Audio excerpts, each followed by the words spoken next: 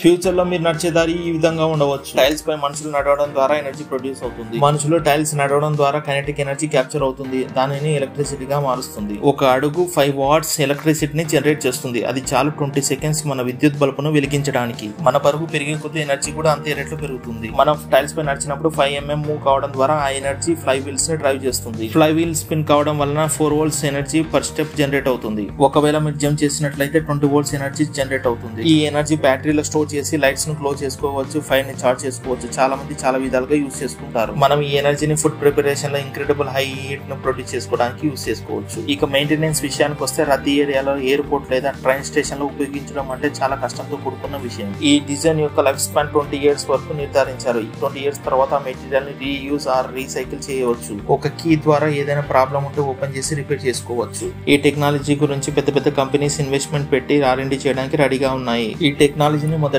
Brazil లో launch చేశారు. Future లో ప్రతి సిటీకి, విలేజ్ కి అండ్ కమ్యూనిటీకి తీసుకురావాలని చూస్తున్నారు. ట్రాపికల్ కంట్రీలో చీకటి త్వరగా వస్తుంది. అక్కడ ఈ ఎనర్జీ చాలా అవసరం అవుతుంది. ప్రపంచంలో ప్రతి కమ్యూనిటీకి దీని అవసరం ఉంటుంది. ముఖ్యంగా నైజీరియా లాంటి దేశానికి దీని అవసరం చాలా ఉంది. నిజానికి ఇది రెన్యూవబుల్ టెక్నాలజీ. స్క్రాచ్ నుంచి ఎలక్ట్రిసిటీ ప్రొడ్యూస్ చేయడం అంటే చాలా పెద్ద సాహసమని చెప్పాలి. అందరూ దీని గురించి ఆలోచించి గ్లోబల్ గా పెద్ద ఎత్తున ఎనర్జీ రిసోర్సెస్ ను ఫ్యూచర్ కోసం స్టోర్ చేసుకోవాలి. ప్రతి ఒక్క అడుగు ఎనర్జీ ప్రొడ్యూస్ చేస్తుందని ప్రతి ఒక్కరు నమ్మాలి.